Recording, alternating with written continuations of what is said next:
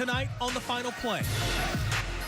That's big. It's a good way to change the tide, starting the season off with a big win. The Saints are anxiously enduring an extra long wait for their season opener.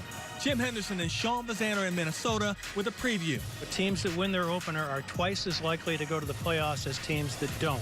We've also got a film breakdown of Minnesota's star cornerback Xavier Rhodes. And we'll catch up with former LSU pass rusher Tayshawn Bauer, who's following in Danielle Hunter's path up north. Personally, like I said, you want to be a dominant player. On the college front, LSU showed big play potential in the passing game, while Tulane and Nicholls State almost pulled off upsets on the road. All of that, plus top action from week 2 of high school football. From Fox 8 Sports, this is the Final Play, sponsored by your Southern Quality Ford dealer, built Ford tough, and Nissan.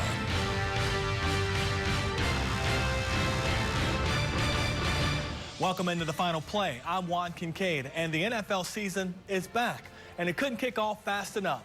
Still, it's a wait and see for Saints fans as the black and gold kick off their season tomorrow night in Minnesota. And there are so many storylines attached to this game, beginning with Adrian Peterson returning to his former home. And that's where we begin tonight with Sean Bazan. He's handling our coverage from Minnesota. He's one of the best players to ever put on a Minnesota Vikings uniform. But at US Bank Stadium Monday night, Adrian Peterson will be in black and gold. That's big. It's week 1. It's a good way to change the tide, starting the season off with a big win. And for me, going back to Minnesota, I'm pretty excited about it. I'm just trying to keep myself calm until Monday night comes around. Peterson didn't have to wait long for his homecoming. His first game as a Saint comes against his former team. This storyline has been talked about all preseason, which is why Peterson is ready to get to the game and get it over with. I was talking to my wife about that last night, actually, and she was like, "So, babe, how pumped up were you for Monday night?" I said, "Babe, for me, it's just, it's gonna be cool going back, seeing the guys and playing against those guys, but." The most important thing is leaving with a W. That would certainly be welcome, especially since the Saints haven't gotten a season-opening victory since 2013. The last 3 seasons, they've sputtered out of the gate. Those 0-1 starts eventually led to 1-3 first quarters, which eventually led to 7-9 seasons. So you want to get off to a fast start. There's a lot that does for you in regards to confidence and momentum, and it's something that we haven't done here over the last few years, so it would be nice to get off to a fast start. We are now right outside of US Bank Stadium here in Minneapolis, joined now by the voice of the Saints, Jim Henderson. And Jim, the season opener, it's always a time of excitement. It's always a time of nerves, if you really think about it, because you just don't know what you have yet. You really need that first game to kind of confirm what you've seen in preseason. You think you know, but you don't know, and you never will know until you play ones against ones in a meaningful game, and that'll arrive here tomorrow night. Yeah, we all think we know what this team is about. We all think we know how they've improved based on what they've seen in preseason, fans and media, but we won't know until tomorrow when they truly do kick it off. One thing we do know is this team, when it gets on a fast start, usually means a successful season. When they don't, we've seen what happens. That being said, I mean, it's got to be crucial, right? I mean, I know they've been harping on it all off-season and preseason. They've got to get off to a fast start. Teams that win their opener are twice as likely to go to the playoffs as teams that don't. So there's one statistic that makes this game very meaningful for the Saints. And I think the last thing any of us want to do is have to trot out those old statistics, how hard it is to make the playoffs after you're 0-1, 0-2, 0-3, and 0-4. And everybody's acknowledged that. Everybody knows how crucial these first 4 games are. It's got to start here. Only once in the Sean Payton era have they lost the season opener and made it to the playoffs. That was back in 2011 when they lost to the Green Bay Packers. Okay, the biggest storyline on a national level going into this game is Adrian Peterson. I've been asked this a lot, so I'm going to ask you, how big of a role do you think he has on Monday night? I don't think it's going to be that big. I really don't. I mean, we've seen him very seldom in preseason. I think Mark Ingram is still your #1 running back. And as long as Drew Brees has the football in his hands, that's how they'll beat this team, is throwing it, probably not running it, and probably not running it with Adrian Peterson. But it'll be really interesting to feel the electricity in that place tomorrow night, to hear the excitement in the fans of the Vikings, and what Saints fans will be here when he finally gets on the field. As you observe this team as objectively as you can, where can you objectively say that this team is better than where they were a year ago? Depth along the defensive line. Okay. depth along the defensive line, and playmakers at the linebacker level. Yeah. I think those are the two things that most encourage me based on what we've seen in preseason. And they're going against a Viking team that has 5 new starters on its offensive line. Only one of them is a returning starter from last year, and he's playing in a different position. And those 5 starters have not been together for a single snap in preseason. That was an area of great concern for the team last year. Speaking of the Vikings, I think they went through 5 left tackles last year. So they've totally rebuilt that area of their team. How good will they be? How much can the Saints take advantage of that inexperience as a group tomorrow night? No doubt about that. What area would you say on this Saints team concerns you the most at this point? I think still it's depth along the offensive line, and they're playing a very talented defensive line in the Vikings, and so that'll put a lot of pressure on the interior of that defensive line. It's a great matchup. Mike Zimmer against Sean Payton. They were offensive and defensive coordinators under Bill Parcells, who is the mentor for both when both were in Dallas. They go back a long ways. They're personal friends. I'm sure they've matched wits on the practice field a lot of times. Be interesting to see them do it tomorrow night. Zimmer has a reputation for calling a lot of exotic blitz looks. He likes to load up that double A gap and back one player out or maybe both out. So it'll be a real cat and mouse game. I'm sure there'll be plays tomorrow night where the Vikings can make you look bad, but if you catch them in the right defense and take advantage of some of those drops or who's coming and who isn't, you can make a big play against them. Curious your take on Sean Payton as he enters his 10th or 11th season here with the Saints. Do you feel like this is a make or break year for him? Do you feel like he feels a sense of urgency from the organization? Both. And I think everybody in the organization feels that way. I think everybody in the organization, whether you're on the football side or the business side, knows that another 7-9 season or worse, maybe this thing all gets blown up. I think everybody's uncertain at every level of the Saints organization based on the way they've finished the last 3 years and 4 out of the last 5. So yes, there's a great area of I think apprehension about this football team. How many coaches in the NFL can survive 3 losing seasons in a row? Not many, in 4 of the last 5. So I think the reservoir of trust and goodwill about this coaching staff and this whole organization based on the Super Bowl in 2009 has worn thin. But I also think this. I've encountered more optimism among Saints fans this preseason than in a long time. And I think it's because they finally did something in preseason. I think they feel like this team won in preseason, even though it's only 2 games. They're sick of another 0-4 preseason, and here we go with another slow start. So I think they're encouraged by that. I think they see that all this investment in defense year after year after year is finally perhaps going to pay off.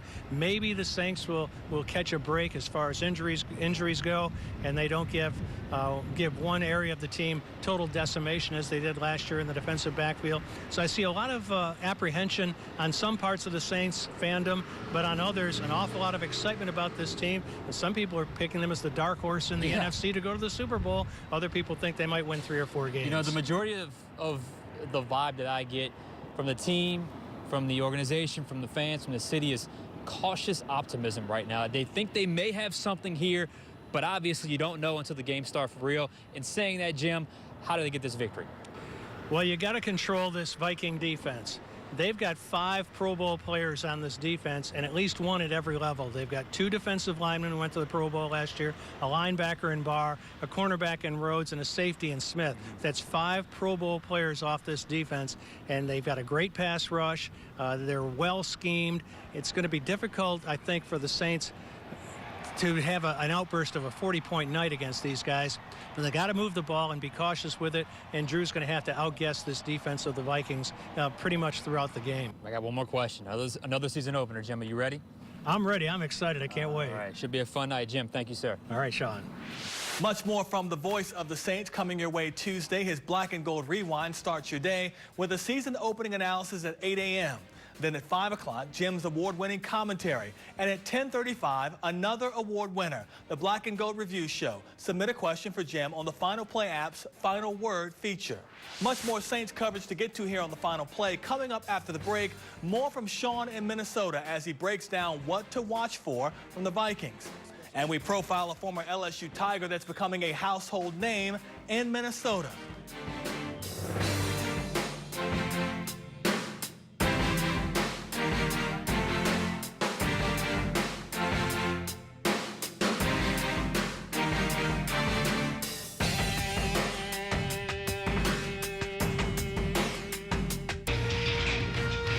watching The Final Play. The Vikings are known much more for their defense than their offense, and cornerback Xavier Rhodes is a big reason why. Minnesota has game changers all over the field, but Rhodes may be one of the best in the league. Sean Vazan breaks down his game.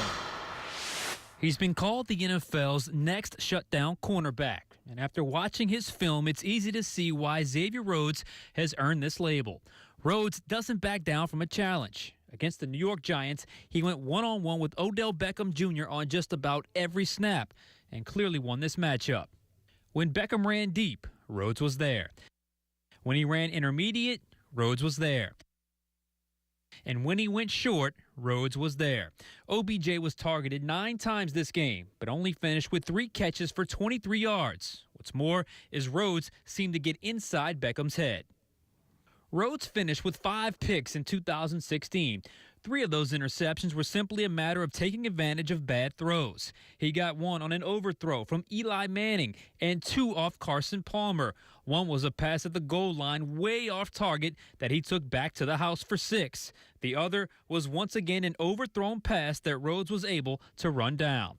Bottom line, if you make a mistake around Rhodes, he can make you pay. We'll break down film and answer your questions on Tuesday night's Black and Gold Review Show. If you want to submit a question for Jim Henderson and Sean Vazan to answer, just download the FinalPlay app, click the Final Word section, and send in your thoughts. You know, on paper, the Vikings have the defensive advantage when it comes to returning sacks. Cam Jordan and Sheldon Rankins combined had 11.5 sacks for the Saints last season. The Vikings' Danielle Hunter topped that total all by himself, 12.5 a year ago. Hunter, Everson Griffin, and Brian Robinson got the quarterback down on the ground 27.5 times last season. And as if these 3 Vikings weren't enough for the Saints to worry about, they've got another pass rusher with ties to LSU that's quickly making a name for himself. Here's Chris Hagan. Similar to the Saints, the Vikings are in the midst of a youth movement with 11 rookies making their initial 53-man roster. One of them is a familiar face who overcame the odds as an undrafted free agent to make it to the regular season. And the quarterback is sacked immediately by Tashawn Bauer. The former LSU Tiger had his moments in college, but was never a truly feared pass rusher in purple and gold like Arden Key. But given a chance in Minnesota, Bauer's taken off. First and foremost, you want to make the team, but personally, like I said, you want to be a dominant player, show people that you can pass rush, show people you can stop the run, and be all those different things, and be so versatile that you can be used in multiple spots. It begs the question, how does a guy that totaled 5.5 sacks in college transform into an instant pass rushing success at the next level? Being drafted and going to the NFL is a childhood dream, and you know, when you don't get part of that dream, it hurts a lot. And so you use it as fire. You come out here every day and you think about it, and you just use it to your advantage. It also helps to have a former teammate, Danielle Hunter, helping him every step of the way in Minnesota. They can relate to each other not only as prototype 4-3 defensive ends, but as players that left Baton Rouge underrated, but ready to prove everyone wrong. We got used a certain way at LSU, and you know, we played our assignment. Just because we didn't have all the stats and all that attention doesn't mean we didn't do our job. We always held our gap. We always went to the spot we were supposed to. Now with a chance to begin his NFL career on Monday Night Football, it'll be bittersweet for Tiger fans rooting for Bauer, but hoping it's not at the expense of their black and gold. Reporting, I'm Chris Hagan for The Final Play. And there's still work to be done on your fantasy football team. You'll want to check out Chris Hagan's Extra Point blog for the moves you have to make before Monday night's kickoff. Still to come here on The Final Play, we switch to college football where LSU unveiled some new wrinkles in their home opener, while Tulane and Nichols hung tough on the road. In the meantime, check out a slideshow from LSU's home opener on our Fox 8 News app and website.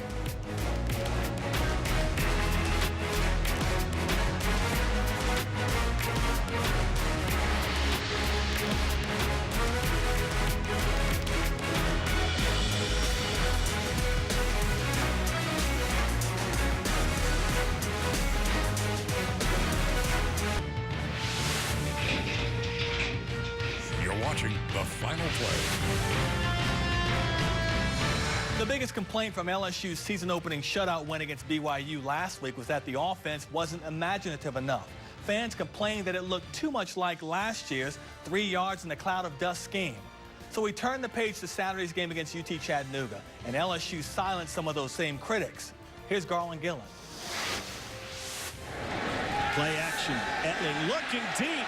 End zone shot. Touchdown LSU and Drake Davis. For the second week in a row, Danny Etling showed he's very dangerous on the deep ball throws. The second-year starter racked up 227 yards passing with a touchdown. Under new OC Matt Canada, it's obvious Etling is a totally different quarterback. Man, he seems like a different player to me this year. He does. He did a lot of work this summer. He's confident in the pocket. He can do some things. To see him scramble in the long run.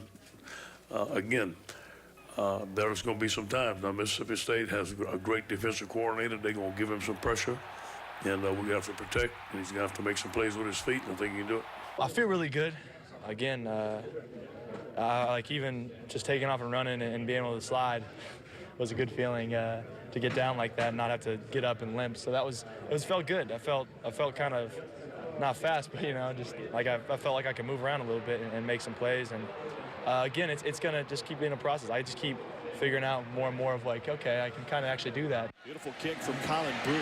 Pushes Chark back to the 35. Got another chance for a big one. Chark makes a man miss. Makes two of them miss. DJ Chark taking it down the numbers, and he's going to take it into the end zone. A 65-yard punt return touchdown.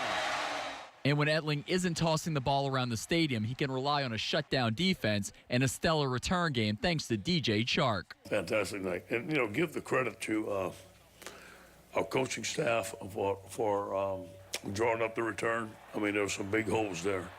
But he has great vision. And, he's a senior. The guy's played a lot of football. He did punt return in high school. He's just starting to learn how to do it. He's getting excited about it. And so I think it was an effort on all 11, but give him a lot of credit, too. Well, Coach O found his punt returner against Chattanooga, but his place kicker, that is a totally different story. Jack Gonsolin and Connor Culp both missed field goals. We need to still find a field goal kicker. We don't have a guy right now that's going to make the kicks that we want, so we're going to open it up. Very concerned. I mean, we can't go for it all the time, and we need to get points, and we need to get it fixed fast, and hopefully we can. In Baton Rouge, Garland Gillen for the Final Play. Thanks, Garland. After 2 weeks of play, the team at the top of the AP poll has not changed. It's still Alabama overwhelmingly. Ohio State was second, but they lost in Michigan, so everyone behind them moved up and they moved down. Oklahoma's now second, followed by Clemson, Southern Cal, Penn State, and Washington at number 6. LSU's the highest-ranked SEC team, excluding the Crimson Tide. Auburn's 15th. South Florida is the only American Conference team in the top 25. They're at number 22. Tennessee 23rd, and Florida is at number 24.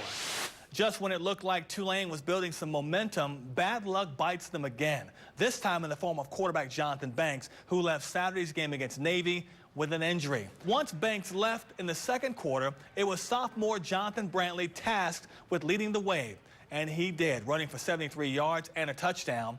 Even down 10 in the third quarter, Brantley led the Greenies back. First, a touchdown to tight end Charles Jones II. Tulane would get within 2 points at 23-21, but this game was decided by 2 mistakes. First, special teams and a bad snap resulting in a safety. Then later, a penalty. The Wave with too many men on the field. It eventually allowed Navy to run out the clock on Tulane's comeback. 23-21 was your final. I thought our guys really fought back, we had some big plays in there that we converted to get back in the ball game, which was great. I'm proud of the guys and their effort and everything else, but would like to have the opportunity to see what we could have done there at the end. It would have been tough, but I'd like to have that opportunity. Over in College Station, another near miss by Nicholls State. This time, the Colonels seemed primed for an upset at Texas A&M. In fact, the Colonels were in the ball game well into the fourth quarter, tied at 14 after this touchdown throw from Chase Forcade to Stephen LeBeau with 12 minutes to go. But the Aggies, in front of over 100,000 fans, found a way through Newman Greeny. Kendall Bussey, he had 99 yards rushing in the game-winning touchdown to give the Aggies a 24-14 win. Nicholls falls to 1-1 on the season. This team's special. I told them, before the game that I want to walk in that locker room, win, lose, or draw, and have no regrets that we laid it out on the field, and we definitely did that. I think we got something special here, but you know, it's one loss. We're 1-1. We got a big game next week. We got to prepare for it. Coming back home, we got to pick ourselves up, bounce back, and be ready to go. You know, overall, I thought we played well throughout the game. I thought we had some opportunities we could have made. I had JP downfield one play. If I just make a good ball, he's scoring. I thought we had a run game. In the second half, a little bit here and there, but it opened up the pass. So. I thought we had a great preparation for this team. Throughout the week. Everything we saw on the field tonight, we were practicing for throughout the week. But overall, I thought we fought hard. Throughout all 4 quarters, and A&M's a great team, and I'm happy for how we're going down the road. And it wasn't the greatest of Saturdays for Southern or Southeastern. The Jaguars took it on the chin at Southern Miss, losing 45-0. And over in Hammond, the Lions dropped their second straight game, 28-23 to Bethune-Cookman. Coming up, a look back at Week 2 in high school football.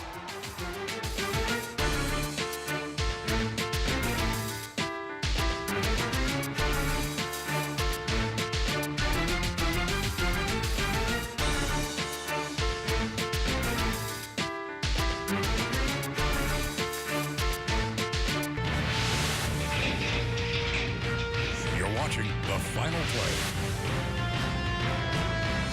Welcome back in, and the high schools now have 2 weeks of play under their belts. We know this. Warren Easton is the real deal. Brother Martin knows it too. Lance Lejean showing off his legs with the quarterback keeper. A nice game for him on the play. A little bit later on, same drive and same guy. Lejean goes to the air, hits a familiar name, Johannes Tyler, for the touchdown. Extra point no good, but Warren Easton led 6-0. In the second quarter now, Brother Martin trying to keep themselves into the game with their defense. It worked early. Eagles led 6-0 at the half, but they'd open it up in the second half. Warren Easton shuts out Brother Martin 29-0. It was tough sledding for St. Aug most of Friday night against De La Salle, but not here. Michael Mims finds Garland LaFrance, and he turns a short pass into a huge game. Whoever lands LaFrance next year is going to have some real speed on their team. Big play, but the Purple Knights come up short on the final scoreboard.